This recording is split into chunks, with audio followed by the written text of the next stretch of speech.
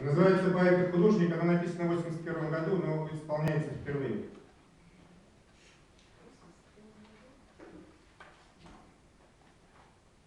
Посвящено моему другу Раису Халилову, он сейчас удачно, как раз вот очень символично оставил почти. Он сейчас живет в Германии, вот об этом тут тоже будет сказано, хотя это тогда было неизвестно. Не заговаривай зубы, мы все тебя знаем наизусть, не надо, вот читай. Как удачно, а он нарисовал мой портрет, и я, конечно, вот это написал впечатление. Это было в общежитии, мы там пили пиво.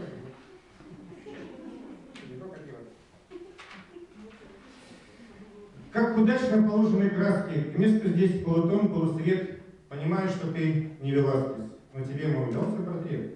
Мы талант свой пока не пропили, жаль, что честность порой не в чести. Понимаю, что ты не Тропинин, я и сам-то не Пушкин, прости. Допускаю, что лет через 10 этот труд ты удачно продашь, Третьяковке картину повесит, или купит ее Эрмитаж. Гид расскажет студентам бесплатно, как художник такого достиг, нарисован лишь кто непонятно, но не Пушкин, какой-то мужик.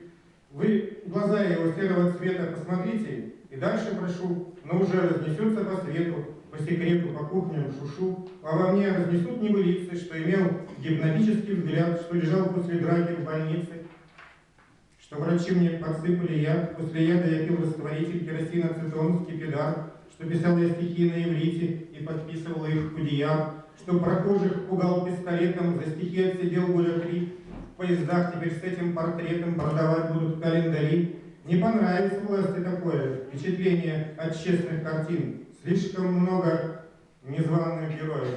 Надо, чтобы остался один. Окажусь я мгновенно не кстати. За стихов не советский расклад. Здесь есть хороший художник, и хватит. Пусть о нем об одном говорят. Ах, какая палитра, оттенки. И талант возрастает в стене. И напомнит тебе про застенки и свободу в советской стране.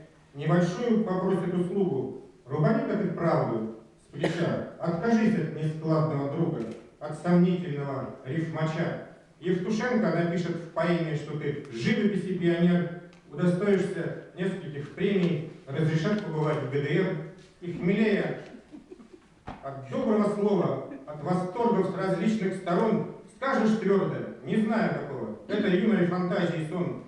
А с моей фантазией юной для народа чего не создашь? И трезвее, чем Брежнев с трибуны, пояснишь это, даже пейзаж, не портрет городского бродяги, чьи стихи вы случайно прошли, не пил я с ним пиво в общаге за здоровье больного Дали. Еще шире раскрыть тебе двери, всем негласный приказ будет дан, и тебе передачу доверят, типа документальный экран, но в тебе я ценил человека, и хотя я не искусствовед, понимаю, что ты не из грека, но тебе мой удался портрет.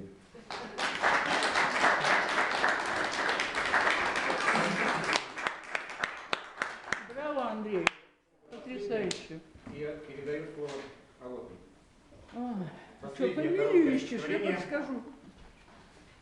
Я ничего не знаю о Гомере. Гомер не знает, кто я, что и где. Живу в такой бездушной атмосфере, в такой тяжелой творческой среде. Скорее пешком добраться до Китая, чем достучаться в сердце темноту. Гомера я, быть может, прочитаю, но кто прочтет, что я его прочту? Я передаю слово народного поэта Надежде Мирошниченко. Вот так красиво сделай сюда.